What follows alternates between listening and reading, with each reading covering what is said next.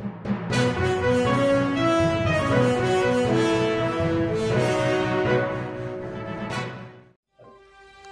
सोलापूर न्यूजमध्ये आपल्या सगळ्यांचं स्वागत। सोलापूर शहरातील नई जिंदगी परिसरातील देसाईनगर येथे ड्रेनेजच्या मेनहोल जवळच्या साचलेल्या पाण्यात बुडून एका 9 वर्षाच्या मुलाचा मृत्यू झाला असून गुरुवार दिनांक 7 रोजी दुपारी ही घटना घडली। अहिल उस्मान शेख वर्ष 9 राहणार देसाईनगर नई जिंदगी असे मृत मुलाचे नाव असून आईल हा खेळण्यासाठी घराबाहेर गेला होता। नई जिंदगी येथील थोबडे प्लॉटिंग जवळील ड्रेनेजच्या मेनहोल जवळ साचलेल्या पाण्यामध्ये अहिल बेशुद्ध अवस्थेत आढळून आला। MIDC पोलीस घटनास्थळी हजर झाले।